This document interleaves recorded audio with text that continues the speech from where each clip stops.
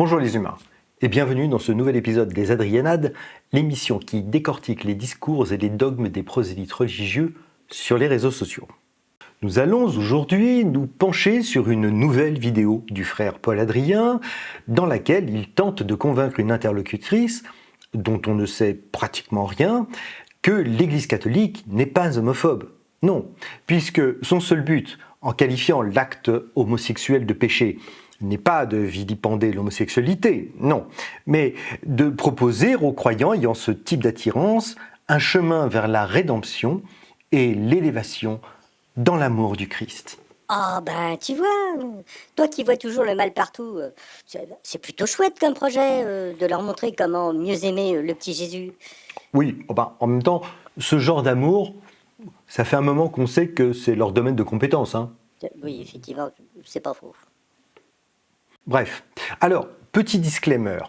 Je vais, pour tenter de diminuer les effets de la loi de Brandolini, ne vous proposer que de courts extraits de cet entretien qui dure un peu plus d'une demi-heure, et ce, sans toujours respecter l'ordre chronologique originel, afin de pouvoir rassembler les extraits qui traitent ou évoquent des mêmes thèmes. Il est bien entendu que vous trouverez en description le lien menant à la vidéo d'origine, ce qui permettra aux zélotes habituels de s'insurger contre mes ignobles manipulations et les biais manifestes de mes interprétations oiseuses, et aux personnes désireuses d'entendre le développement complet des arguments de Paul Adrien, de comprendre comment il parvient, sans frémir, à prononcer les énormités que vous allez entendre au cours de cette vidéo. Bien. Vous y êtes? Alors, Magnéto Serge.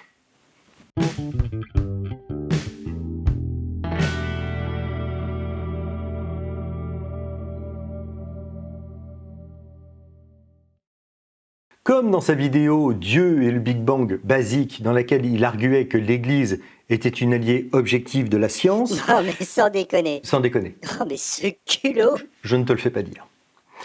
La motivation principale de Paul Adrien ici pour mener cet entretien, c'est de démontrer que l'Église n'est pas du tout homophobe, mais qu'au contraire, elle prend un soin tout particulier de ses ouailles à tendances homophiles. On dit qu'elle est homophobe, qu'elle casse les gens ou encore qu'elle est inutilement réactionnaire et conservatrice. Comme vous le voyez, Paul Adrien semble s'offusquer que l'Église catholique soit perçue comme réactionnaire et conservatrice, ce qui est un tantinet étonnant, attendu que l'Église est essentiellement gardienne de la tradition, donc conservatrice par essence, et réactionnaire, puisqu'elle tente depuis toujours, et encore de nos jours, de freiner l'avancée du savoir scientifique, ainsi que ce qui en découle en termes d'évolution de la société et de ses mœurs, lesquels s'affranchissent inexorablement de l'impérium moral du judéo-christianisme. Dans cette vidéo, je parle de l'homosexualité et de l'Église avec Solia, une personne qui n'est pas dans l'Église. Nous n'avons aucune information à propos de l'invitée, si ce n'est qu'elle n'est pas membre de l'Église catholique. Seulement, on peut être catholique sans être membre du clergé, du coup, si elle est catholique pratiquante, sa vision de l'homosexualité ou de l'autorité morale de l'Église catholique est probablement passablement biaisé.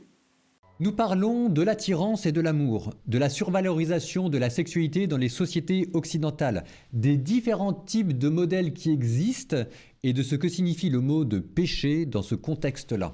Nous verrons au fil de cet entretien que les notions d'attirance, de désir et d'amour sont manifestement assez confuses dans l'esprit de Paul Adrien. Quant à la prétendue survalorisation du sexe en Occident, il semble ne pas avoir conscience que ce sont plutôt les sociétés très religieuses, obsédées qu'elles sont par la virginité des femmes, par exemple, qui ont un rapport quasi névrotique à la sexualité. Moi, c'est dans l'église que j'ai découvert ça. J'ai découvert que l'homosexualité existait. Je venais de Normandie, dans ma famille, dans mes amis, etc. Je peux même pas dire qu'on en parlait, je savais même pas que ça existait. Et quand je me suis engagé dans l'église, j'ai découvert que là, autour de moi, dans l'église, dans les personnes qui allaient voir des prêtres, ou même à l'intérieur des prêtres, j'ai découvert qu'il y avait des personnes homosexuelles. Alors là, c'est tout de même extraordinaire. Paul Adrien est né en 81, en France, en Normandie. Ce n'est tout de même pas le trou du cul du monde.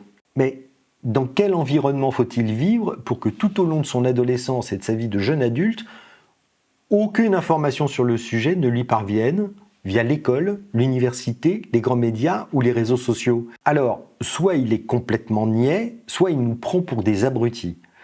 Lui qui manifestement vient d'une famille catholique pratiquante, n'aurait jamais entendu parler des manifs anti-Pax de 1999, quand il avait 18 ans, un mouvement essentiellement initié et soutenu par la communauté catholique fondamentaliste, dont il est un parfait représentant. Alors, c'est pas pour dire. Oui, mais tu vas le dire quand même. Oui, à mon avis, il nous prend pour des cons. Je ne te le fais pas dire. Oui, hein. Mais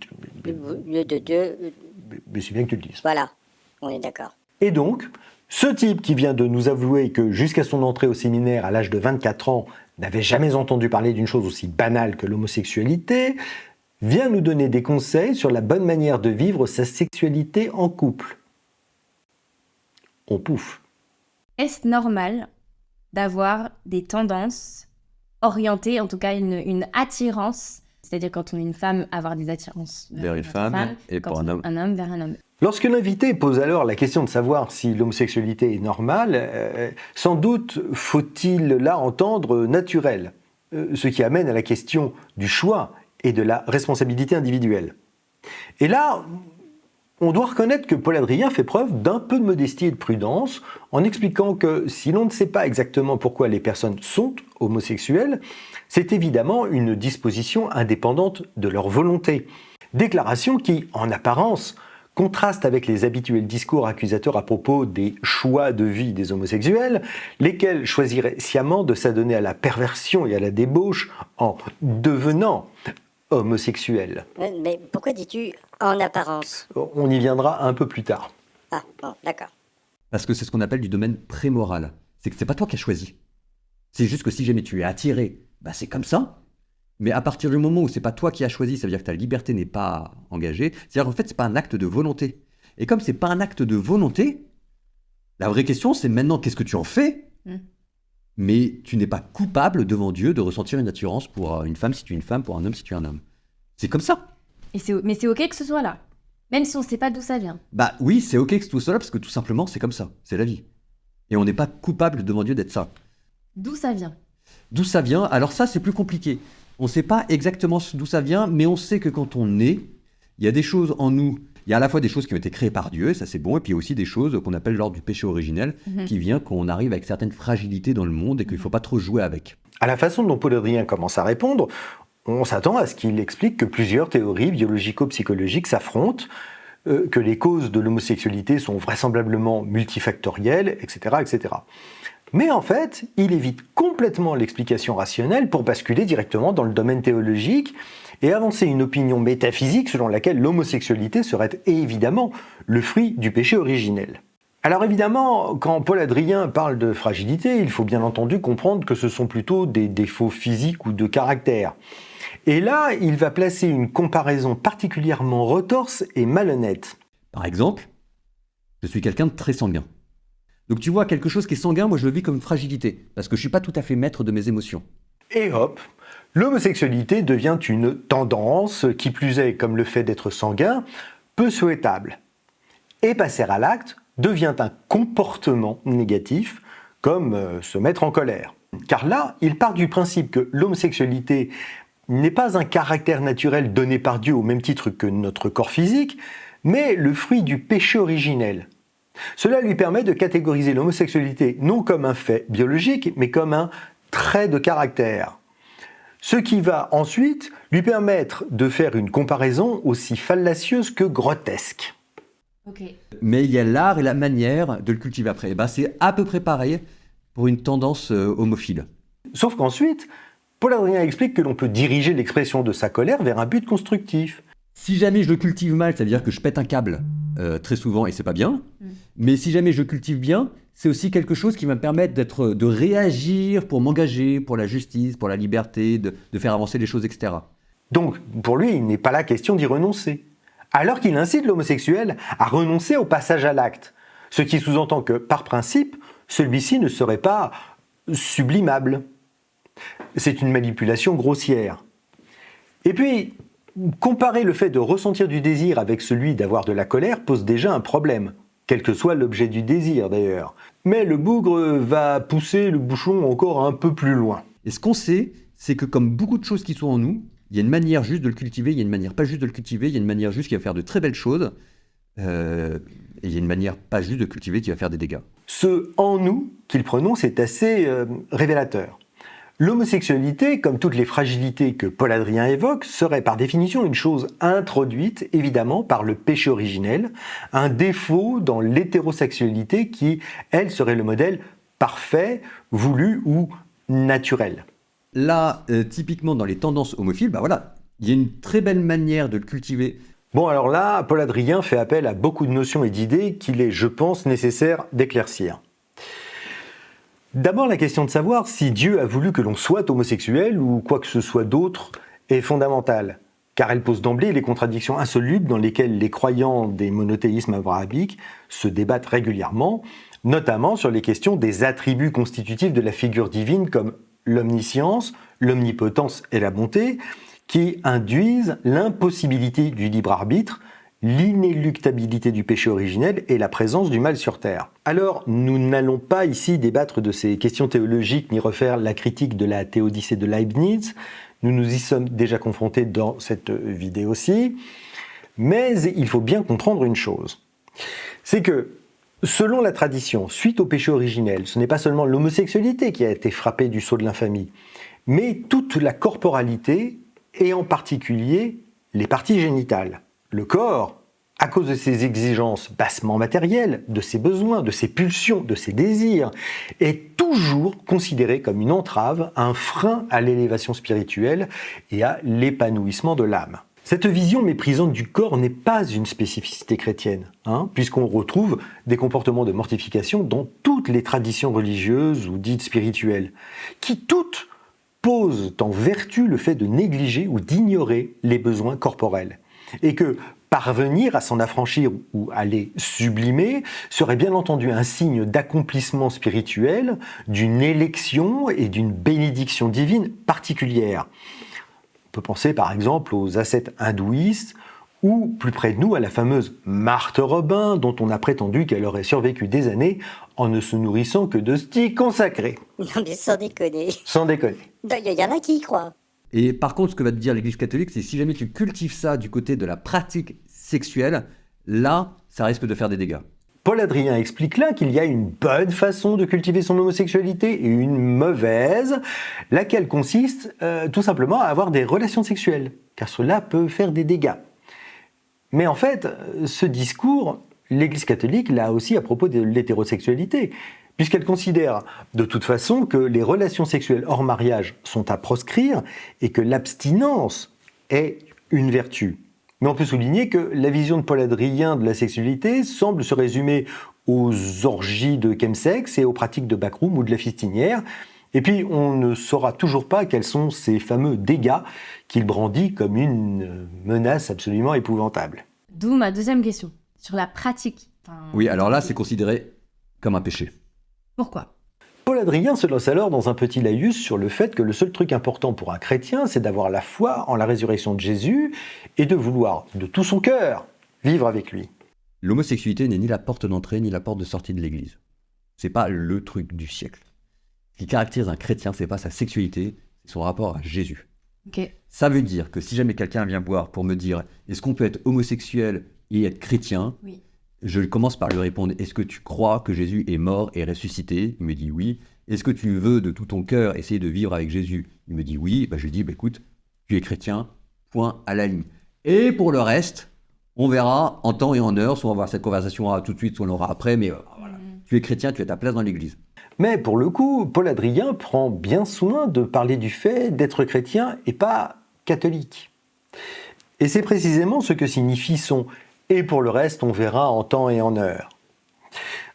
En bon français, cela veut dire « bon, je fais abstraction pour l'instant de ta fragilité et quand il sera question des conditions que l'Église catholique va t'imposer au fur et à mesure pour devenir un catholique présentable, elles viendront après ». C'est le principe d'intégration des sectes. On prétend aimer tout le monde de façon inconditionnelle, mais au fur et à mesure, le moule dogmatique va commencer à se refermer sur le fidèle pour l'amener à se conformer à ce qu'on attend de lui. Ce « venez comme vous êtes » est typiquement une phrase d'accroche commerciale. Seulement, une fois que vous y êtes, on va tout faire pour que vous deveniez ce qu'on attend de vous. après ce petit disclaimer, on arrive au cœur de la question. Il y a deux choses qui doivent être dites. La première chose, c'est qu'il y en a ras-le-bol. La sexualité, c'est pas le truc le plus important dans la vie. Ah bah non, mais voyons ce qu'il a à dire sur le sexe en général. C'est pas ce qui va rendre les gens fondamentalement heureux. Donc arrêtez de survaloriser la sexualité. Ça veut dire une chose très simple, ça veut dire que ne pas avoir de sexualité, et je le dis en connaissance de cause, j'ai renoncé à la mienne, ça ne change pas fondamentalement le bonheur des gens. En effet, le sexe n'est pas forcément le truc le plus important dans la vie. Et il ne suffit certainement pas à rendre heureux. Par contre, et ça c'est une certitude, ne pas avoir de vie sexuelle alors qu'on désire en avoir une est quelque chose qui peut rendre particulièrement malheureux. Alors, que PA prétende ne pas souffrir d'avoir renoncé à sa vie sexuelle et être heureux ainsi, bah, tant mieux pour lui.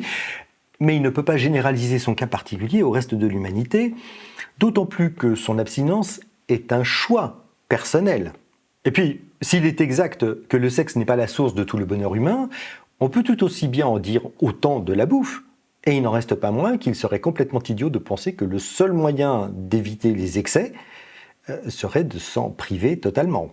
Et personnellement, il me semblerait déraisonnable d'aller demander des conseils sur la part que la nourriture doit prendre dans ma vie pour que je sois heureux à une personne victime d'anorexie. Vous allez maintenant entendre la deuxième chose que Paul Adrien tenait absolument à dire. Alors un petit conseil, asseyez-vous, et si vous avez en main une tasse ou un verre rempli, posez-le. Et de deux, ça veut dire qu'il y a quand même une différence aussi entre l'homosexualité et l'hétérosexualité, parce que l'hétérosexualité est quelque chose qui peut donner la vie. Selon le dogme catholique, le péché originel est la cause première de l'apparition de la mort, de la maladie, de la souffrance, enfin, de tout ce qui est bassement matérialiste qui, par essence, nous éloigne de Dieu. De fait, ce n'est pas seulement l'homosexualité qui est entachée par l'impureté, mais la sexualité tout entière, laquelle, selon la doctrine officielle de l'Église catholique, ne peut être exempte de péché que si elle est pratiquée dans les liens sacrés du mariage et uniquement à but procréatif. Ah, carrément. Ah ben, j'avais prévenu, hein. On est sur du très haut niveau. Ah bah effectivement, oui, celle-là pour la sortir sans trembler des genoux, faut pas avoir peur du ridicule. Bon, je la remets pour ceux du fond qui n'auraient pas bien entendu, et nous allons reprendre au début pour bien décortiquer toute la séquence. Et de deux, ça veut dire qu'il y a quand même une différence aussi entre l'homosexualité et l'hétérosexualité, parce que l'hétérosexualité est quelque chose qui peut donner la vie. Alors, oui, les relations hétérosexuelles peuvent déboucher sur une grossesse, alors que, dans l'absolu, les relations homo, non. Je mets volontairement de côté les situations des personnes trans et non cis. Et s'il existe effectivement une différence quant aux conséquences potentielles entre les deux types de relations, eh bien, il n'y en a aucune en ce qui concerne leur nature. Quand on croit en Dieu, on se dit que la sexualité a été aussi voulue pour donner la vie, et que ça fait de l'hétérosexualité quelque chose en plus qu'il n'y a pas dans l'homosexualité. Alors là, une fois de plus, Paul Adrien joue sur un hiatus. Quand on est chrétien, et surtout catholique, ce qui est son cas, je le rappelle pour les plus distraits, la sexualité n'est pas faite aussi pour avoir des enfants, mais surtout, voire uniquement, pour avoir des enfants. C'est d'ailleurs bien pour cela que l'Église catholique condamne toujours l'usage des moyens de contraception et qu'elle qualifie de meurtre le recours à l'IVG. Cette condamnation des rapports hétéros sans volonté reproductive n'est pas nouvelle, puisque l'onanisme, la fellation, l'intromission rectale ainsi que le coitus interruptus sont des pratiques absolument proscrites depuis belle lurette par le dogme catholique. Ça veut dire que, sans parler de péché ou de trucs comme ça, l'homosexualité n'est pas au même niveau que l'hétérosexualité. En effet, si l'on considère que la valeur d'une relation sexuelle se mesure à sa capacité de produire des enfants, alors les relations homo sont inférieures aux relations hétéros. Ce que Paul Adrien tente de soutenir en prenant un exemple. L'homosexualité n'est pas au même niveau que l'hétérosexualité. Oui. Un homme et une femme qui couchent ensemble pour avoir des enfants et qui n'y arrivent pas à en avoir, c'est considéré comme une maladie. Ok. Et on essaye de leur trouver une thérapie, des médicaments pour soigner leur infertilité. Donc là, Paul Adrien compare un couple hétéro désireux d'avoir un enfant et qui recourt à un traitement médical pour pallier son infertilité avec l'infertilité ontologique d'un couple homo. À cette aune, l'infertilité est vue là comme un défaut, une erreur de la nature, un problème médical qui nécessite un traitement. De là à considérer l'homosexualité comme une maladie que l'on pourrait elle aussi traiter, il n'y a qu'un pas que beaucoup d'obsédés du culte franchissent encore allègrement, avec une parfaite indifférence quant aux dégâts psychologiques provoqués par les fameuses thérapies de conversion. Et là, cela éclaire crûment la petite phrase de comparaison foireuse qu'il a eue à propos de son caractère colérique, qui est un comportement modifiable, et le penchant homosexuel qui ne serait qu'une inclination ou un trait de caractère secondaire sur lequel on pourrait agir. D'où ça vient? Alors ça, c'est plus compliqué. On ne sait pas exactement d'où ça vient, mais on sait que quand on est, il y a des choses en nous. Il y a à la fois des choses qui ont été créées par Dieu, et ça c'est bon, et puis il y a aussi des choses qu'on appelle l'ordre du péché originel, qui vient qu'on arrive avec certaines fragilités dans le monde et qu'il ne faut pas trop jouer avec. Ok. Par exemple, je suis quelqu'un de très sanguin. Donc tu vois, quelque chose qui est sanguin, moi je le vis comme une fragilité, parce que je ne suis pas tout à fait maître de mes émotions. Ok. Mais il y a l'art et la manière de le cultiver après. Et ben, c'est à peu près pareil pour une tendance homophile. Arrivé là, Paul Adrien en remet une petite couche. Tu vas pas mettre de l'énergie dans une sexualité qui, ultimement, ne produira pas de fruits. Paul Adrien semble incapable de concevoir que des couples hétéro-mariés puissent, eux aussi, comme les homosexuels, avoir des rapports sexuels dans le seul but de donner et de recevoir du plaisir. Non mais attends, Quoi? tu ne voudrais pas dire quand même qu'il Que? y a des chrétiens hétéros mariés qui zigouni-biloupilent seulement pour le plaisir de zigouni-biloupiler? Bah si. Oh bah ça alors, si je m'attendais. C'est fou, hein? Oh, non mais c'est dégueulasse. La question, c'est qu'est-ce que l'Église propose aux personnes qui vivent, pas simplement une mode, mais qui ont des tendances profondément enracinées en elles, homophiles. Qu'est-ce que l'Église propose? Vous aurez noté au passage ce pas seulement une mode qui finalement en dit long sur la sincérité de Paul Adrien quand il déclare en début de vidéo que c'est comme ça et que on n'y peut rien. Ce petit mot qui lui échappe prouve que, dans un coin de sa tête, reste encore cette idée que, d'une certaine façon, l'homosexualité serait quand même quelque part un choix de vie, hein, comme même t'as le dire les homophobes bon teint. Donc au final, qu'est-ce que l'Église propose aux homosexuels fans du pape? Ça veut dire en fait que tout ce que l'Église va te proposer sur le cadre de l'homosexualité, c'est pas d'abord pour te dire c'est un péché, c'est pour te dire fais gaffe, si tu vas par là, nous on pense que tu seras pas heureuse, et si jamais tu vas pas plutôt par là, on pense que tu seras plus heureuse. Ah bah c'est bien gentil de préciser que tout ce qui va être dit n'a pour but que de guider la personne sur une voie qui la conduira plus sûrement au bonheur. Enfin, selon la conception très particulière de l'Église catholique de ce que peut être le bonheur. Il y a deux chemins. Pourquoi l'Église dit si tu vas par là? Alors, pour pouvoir dire que le chemin qu'elle propose est celui qui amène le plus sûrement au bonheur, l'Église catholique doit d'abord vous convaincre 1. Qu'il n'y a effectivement que 2 chemins possibles, 2. Que celui qu'elle propose est le bon et que tout autre est forcément mauvais, et enfin 3. Que c'est spécifiquement le sexe qui conduit l'homosexuel à sa perte et au malheur. Et pour nous en convaincre, Paul Adrien va nous expliquer que, pour l'Église catholique, la forme d'amour la plus pure, c'est l'amitié. Écoutez plutôt. Le but pour un chrétien, c'est d'aimer Dieu, d'aimer son prochain. On est d'accord, c'est l'amour qui rend heureux. Voilà. Ok.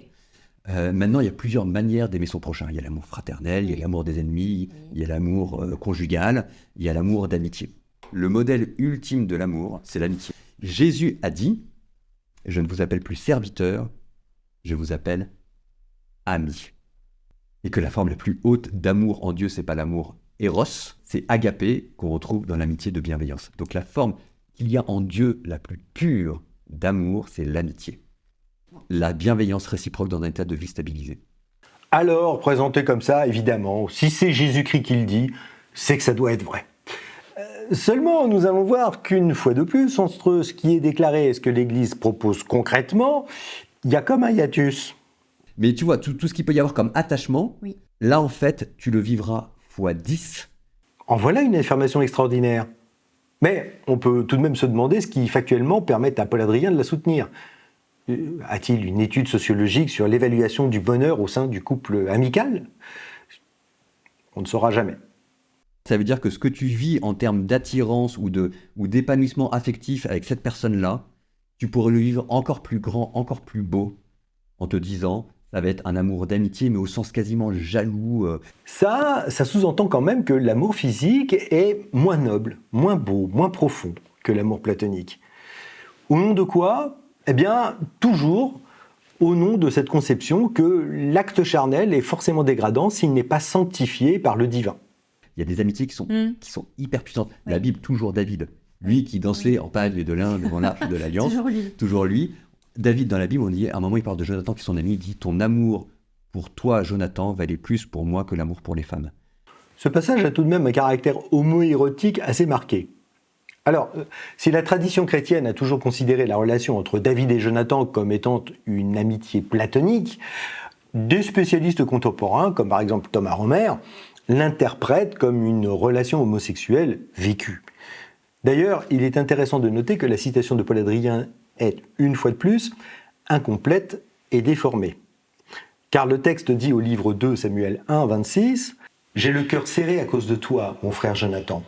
Tu m'étais délicieusement cher, ton amitié m'était plus merveilleuse que l'amour des femmes. » Et le fait que Paul Adrien remplace le mot amitié par amour dans sa citation prouve, s'il en était encore besoin, que lui aussi interprète la relation entre ces deux personnages comme étant plus que de la simple et pure amitié. Ça veut dire qu'il y a- C'est puissant quand même. Ça veut dire que l'amour d'amitié qui peut exister, en fait, c'est pas un sous-amour. Parce qu'en fait, c'est exactement la même chose que, imagine, tu éprouves des sentiments pour une femme, très profond, très beau, très chaste. Voilà, j'éprouve des sentiments pour une femme, et elle est mariée.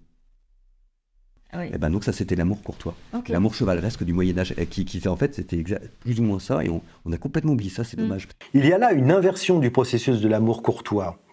Si ces sentiments sont considérés comme très beaux et très profonds, c'est précisément parce qu'ils prétendent être chastes.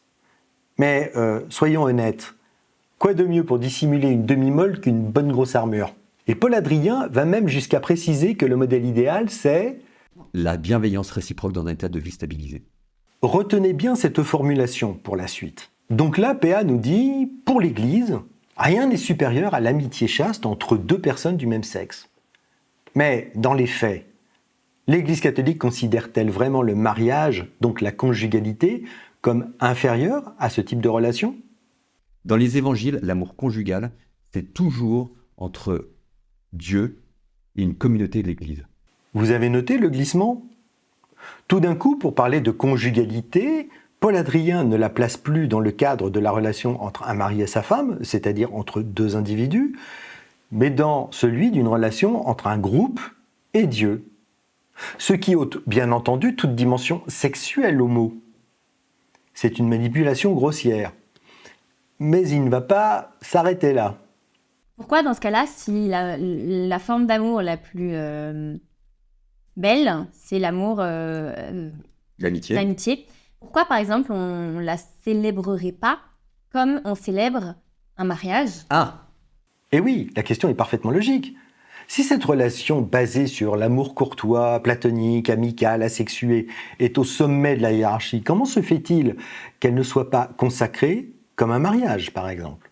Et là, pour justifier cette incohérence, Paul Adrien va expliquer que ce qui fait la différence, c'est l'insolubilité du mariage entre un homme et une femme, parce que, bon, il y a aussi les gosses dont il faut s'occuper quand même, hein. la réponse est, il y a eu des célébrations qui ont existé, ce qu'on appelle l'adelphopoiesis. C'était un rite qui a existé pendant tout le Moyen-Âge, Ok. sur l'amour fraternel, mais au sens ici quasiment d'état de vie. On vivait avec une personne et le sens d'amitié partenaire. Voilà. Alors, on ne dira pas de conjoint ou de couple, mais c'était plutôt des pères d'amis, tu vois, Ok. qui étaient bénis, mais il n'y avait pas d'indissolubilité.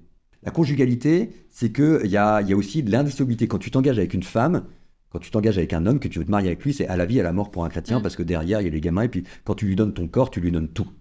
Seulement là, Paul Adrien néglige de préciser un truc important, même s'il l'évoque subrepticement en parlant du don du corps. C'est qu'il y a un élément précis qui instaure cette indissolubilité du mariage. C'est sa consommation. Il l'explique d'ailleurs dans une vidéo plus récente consacrée au sujet, dont je vous laisse le lien en description. C'est donc bien l'Église qui met le sexe au centre de la consécration définitive d'un mariage dans un couple hétérosexuel et le considère comme le fondement, c'est le cas de le dire, de son indissolubilité.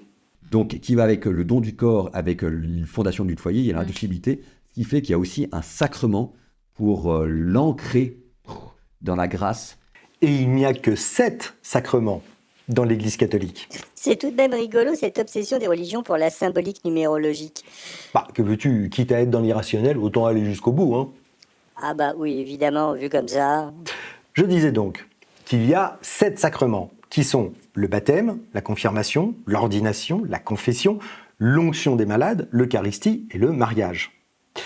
En voyant cette liste, on comprend bien là que ce sont les choses les plus importantes, les plus sacrées pour l'Église catholique. Une amitié, tu demandes pas l'indissolubilité. Parce qu'il y a une toute petite instabilité. Je dis, à chaque fois, c'est l'amour le plus beau, etc. Mais en même temps, il y a une plus grande liberté dans les amitiés.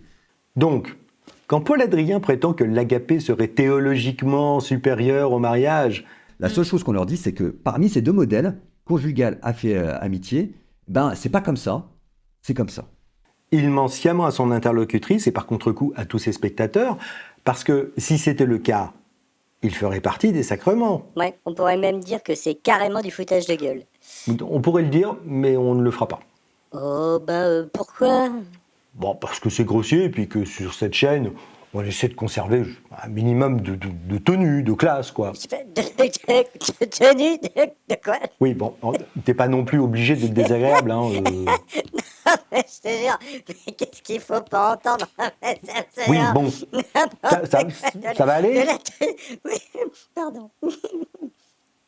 Donc, revenons à notre sujet. Si elle est spirituellement supérieure au mariage, pourquoi cette sublime relation amicale dépourvue de toute tentation charnelle n'est-elle pas consacrée par l'Église catholique?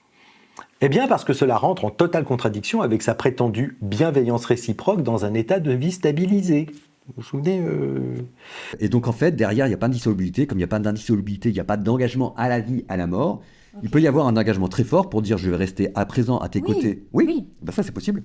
En fait, ce que Paul Adrien est en train de tenter de justifier, c'est que la sexualité serait un élément de stabilisation du couple dans le cadre d'un mariage hétérosexuel béni par l'Église, alors que dans une relation homosexuelle, elle serait une cause de dissolution du couple.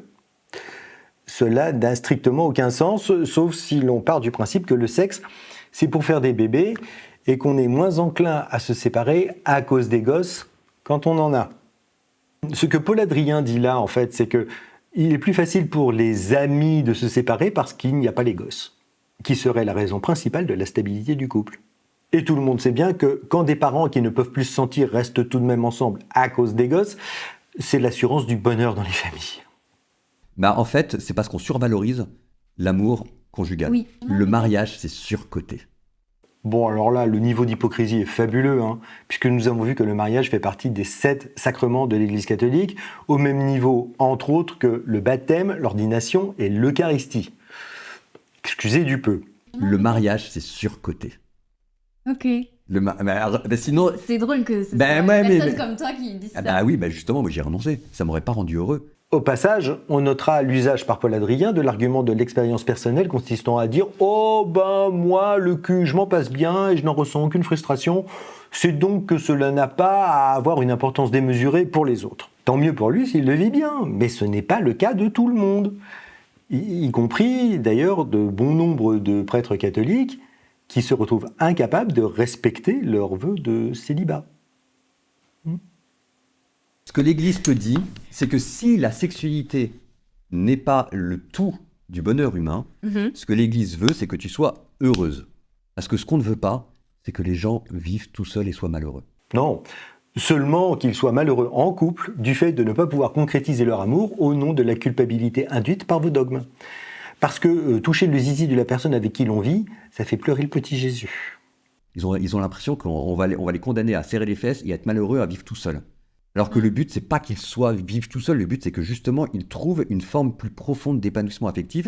Alors, dire à un homosexuel de trouver un épanouissement plus profond en s'abstenant d'avoir de relations charnelles avec la personne qu'il aime, pour le coup, ça peut revenir à dire à certains de serrer les fesses. C'est quand même rigolo. Quoi?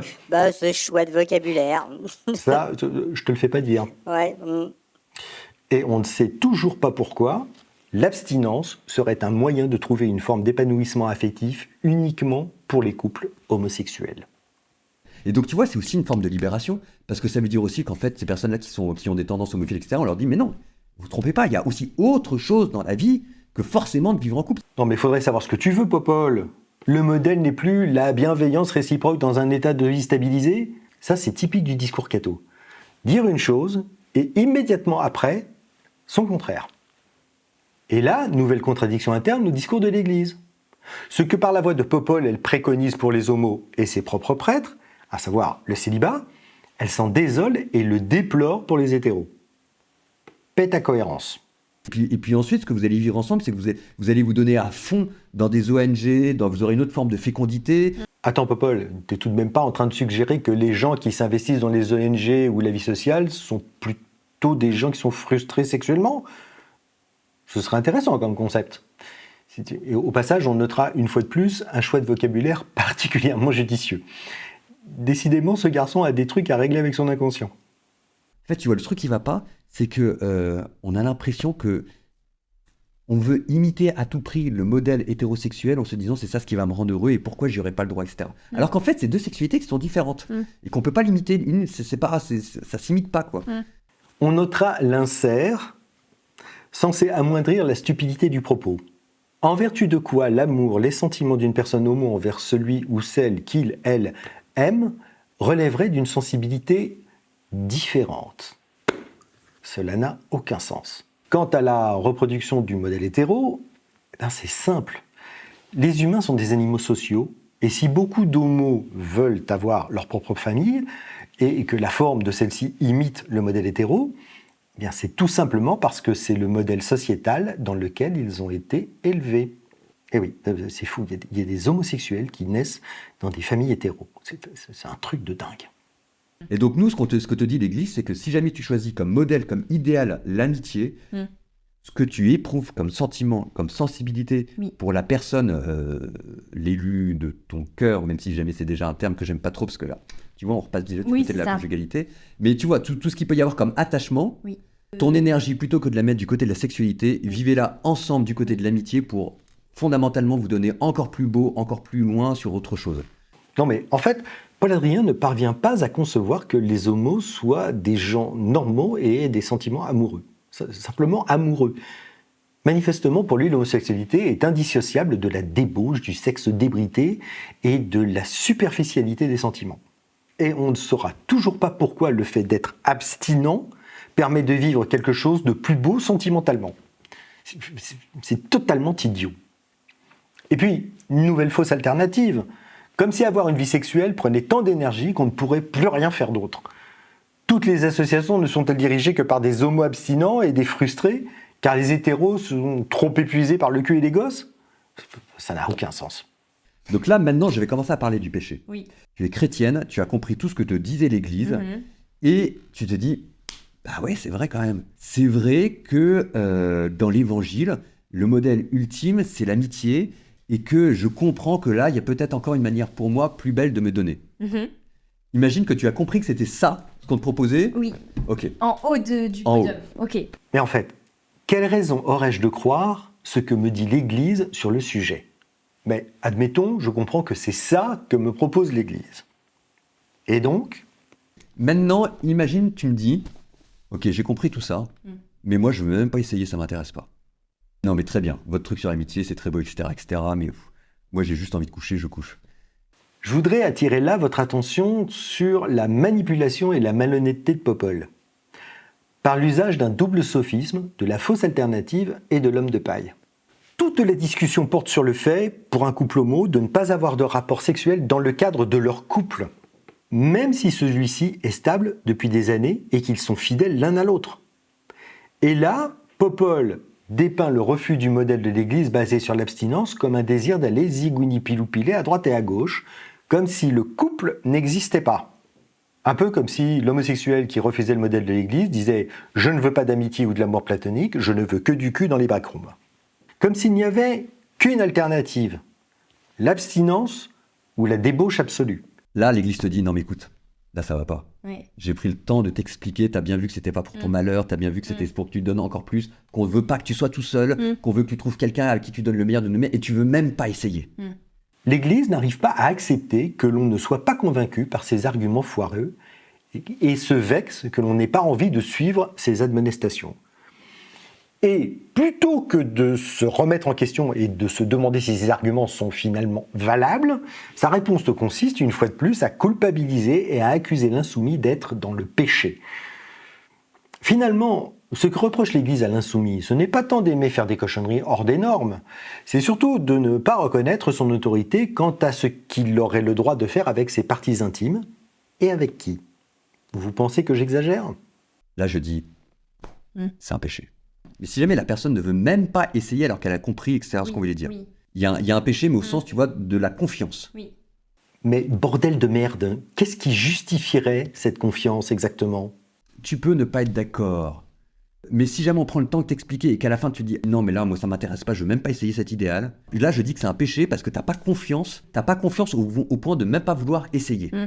Quand on voit le mépris dont l'Église catholique a fait preuve envers les homosexuels et les traitements qu'elle leur a réservés tout au long des siècles, et encore il n'y a pas si longtemps son soutien inconditionnel de la Manif pour tous par exemple, pourquoi les homos devraient-ils vous faire confiance ? Et on attend toujours les preuves que les homosexuels vivant en couple ont une relation plus profonde, plus belle et sont plus heureux avec la personne qu'ils aiment en étant abstinents que ceux qui font l'amour avec leur conjoint. Dans la pratique, généralement, on a compris qu'ils faisaient le mieux qu'ils pouvaient. Quelqu'un qui craque, c'est quelqu'un qui craque. Donc ça veut dire que là, oui, techniquement parlant, il y a un péché. Écoute, mon grand, tu sèches tes larmes, tu te relèves, on passe à autre chose. Donc finalement, ce n'est pas si grave. Une petite confession et hop, on n'en parle plus. Péché effacé. Hein, de Germain ? La fidélité à son propre engagement et à son propre idéal. On assiste là à une nouvelle manipulation de bas étage de la part de Popol. Car là, il fait passer l'injonction de l'Église à une résolution prise envers soi-même.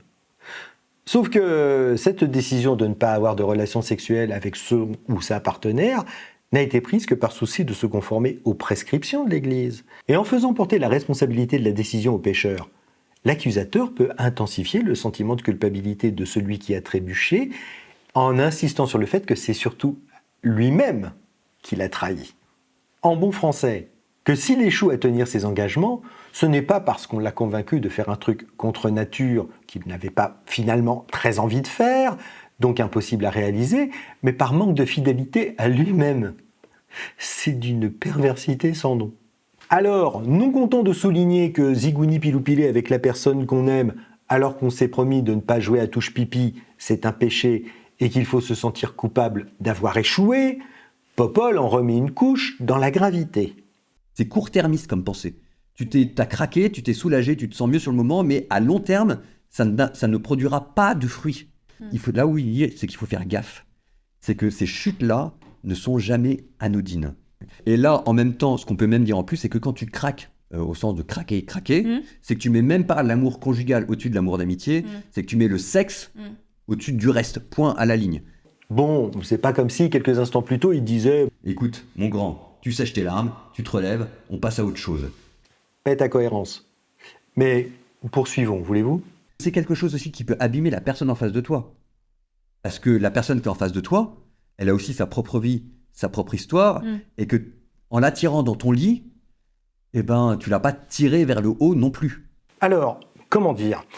Il est assez significatif que Paul Adrien considère que la personne en face de soi ne peut être que victime de notre désir et qu'on peut l'attirer dans son lit sans qu'elle puisse résister, presque même sans son consentement. Sauf que tout le monde n'est pas aussi irrésistible qu'il le suggère. Sans doute faudrait-il réexpliquer à Paul Adrien que faire subir des attouchements ou des rapports sexuels à une personne à l'insu de son plein gré, cela s'appelle un abus ou un viol. D'ailleurs, il est tout aussi parlant qu'il n'envisage pas une seconde que le pécheur puisse être dans le rôle du sollicité, d'être l'objet du désir de l'autre, et non pas l'initiateur du rapport. Oui, mais enfin bon, c'est Paul Adrien. Oui, qu'est-ce que tu veux dire ? Pour comprendre ce que tu dis, il faut déjà avoir été désiré. Ah non, alors ça c'est pas bien. Bah quoi ? Ah non, non, ça c'est pas bien, c'est méchant, il quoi, n'est pas moche, mais c'est pas c'est juste méchant. qu'il n'a pas un physique facile. Oh, mais écoute, Nuance. non, mais c'est pas méchant, Non, c'est juste non, que... non, c'est pas bien, mais c'est pas bien. Non, c'est pas bien, mais c'est rigolo. Non, c'est pas bien. Non, mais c'est rigolo. De plus, Paul Adrien semble partir du principe que l'autre est lui aussi dans une démarche de préservation de sa chasteté. Or, il peut très bien subir la résolution du croyant. Comment évaluer la frustration d'une personne non croyante qui se voit imposer de la part de la personne avec qui elle vit, qu'elle aime et qu'elle désire, l'interdiction d'expression physique de son affection? Et finalement, on en revient toujours à la question. En quoi le fait d'avoir des rapports sexuels avec son conjoint, qui peut-être n'a strictement rien à battre des recommandations de l'Église, peut l'abîmer ou le tirer vers le bas? Bon, en même temps, Quoi encore? quand on tire quelqu'un, c'est rarement par le haut. Ah bravo. Ah bravo, très fin, C'est pas très quoi. classe. Non, mais Merci c'est- beaucoup. non, mais Ah, c'est c'était vrai. vraiment indispensable. Ah non, non, mais- c'était vraiment indispensable. Ben si, non, ben on est d'accord que ça se passe plutôt vers le bas, non? Non, mais à vous. Dans l'acte sexuel, là où c'est dangereux, c'est que précisément c'est un acte sexuel et qu'en donnant ton corps, il y a un phénomène de jouissance au plus intime de toi. Alors, petite pause si vous le voulez bien. Écoutez bien comme il dévie le sens de sa phrase à propos de l'attachement produit par le plaisir sexuel. Et qu'en donnant ton corps, il y a un phénomène de jouissance au plus intime de toi, ce qui fait qu'en fait, tu t'attaches de tout ton... Enfin voilà, quoi. Et donc en fait, tu t'attaches de tout ton... Enfin voilà. S'il se reprend là, c'est qu'il réalise un peu tard qu'en disant que l'acte renforce le lien entre les deux partenaires, il est en train de contredire sa thèse précédente qui affirmait que la relation charnelle homosexuelle abîme la relation d'amitié qui ne peut s'approfondir que par l'abstinence. Cela révèle en creux qu'il a parfaitement conscience que sa justification de l'abstinence, vecteur d'épanouissement et de sublimation du couple, ne tient pas debout une seconde. Et qu'il n'y croit pas lui-même. Mais continuons. Ce qui fait qu'en fait, tu t'attaches de tout ton... Enfin voilà, quoi. Et donc en fait, il peut y avoir des phénomènes d'addiction. Donc c'est quelque chose de dangereux. Ah ben oui, le sexe, ça fait tomber amoureux. Et c'est si bon qu'on a envie de remettre ça. Quelle horreur! À noter que cette addiction au plaisir de la chair intime n'est pas un problème au sein du couple hétéro, puisque ça les pousse à remettre le couvert pour faire des bébés. Tu as des personnes qui vont y arriver du jour au lendemain. Il y a des personnes qui vont mettre 30 ans, 40 ans, 50 ans pour y arriver, et ça sera plus long, plus compliqué, mais en même temps, elles apprendront plus d'humilité, de sagesse. Ah bah ça oui mon camarade, je te confirme qu'avec l'âge et la baisse de libido, il devient beaucoup plus facile de tenir ses résolutions d'abstinence. Et cela n'a rien à voir avec l'augmentation du poids de la sagesse, mais plutôt celui de la prostate.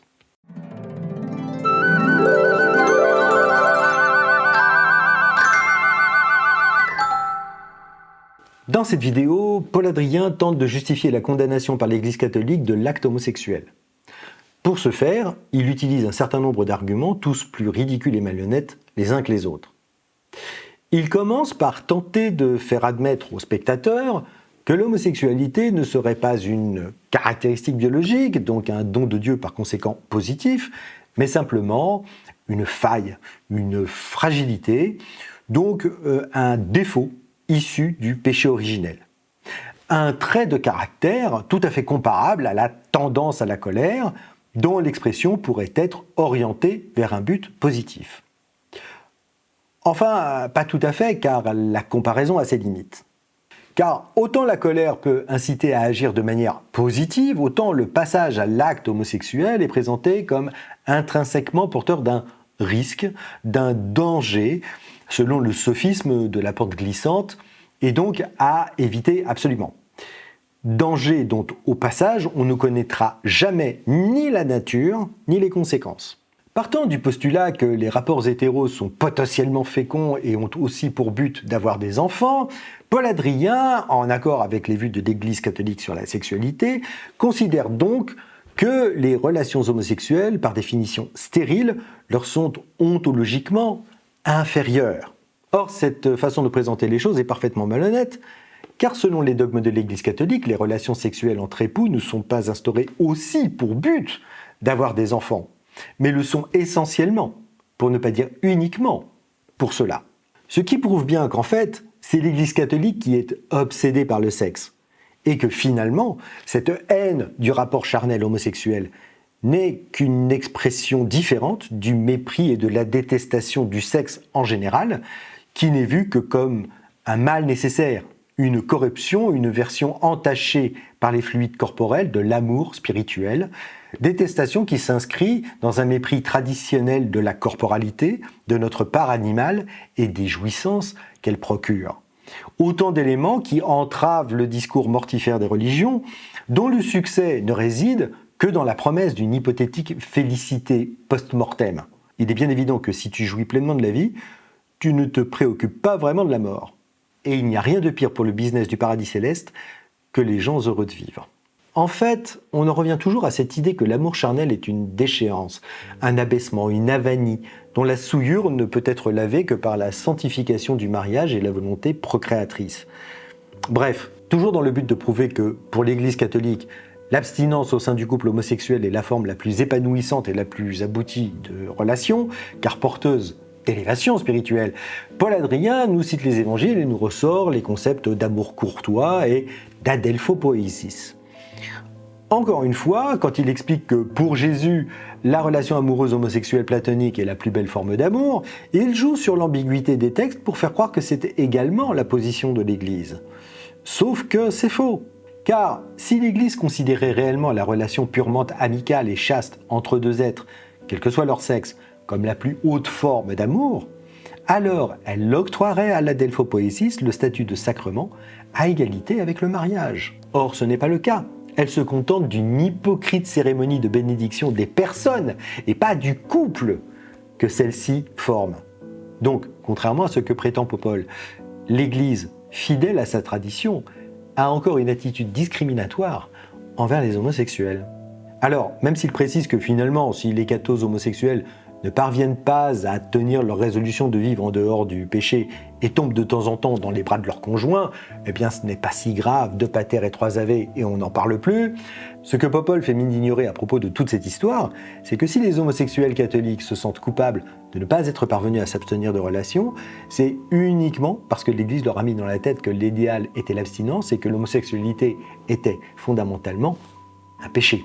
Et Paul Adrien a beau prétendre que le vrai péché n'est pas constitué par le fait de jouer à touche-pipi avec quelqu'un qui a le même équipement que soi, mais dans le refus d'adhérer au modèle basé sur l'abstinence prôné par l'Église, il reste que si les relations homosexuelles sont vues comme un péché, c'est parce qu'à l'origine, la Bible dit que c'est une abomination et que ceux qui s'en rendent coupables doivent être mis à mort.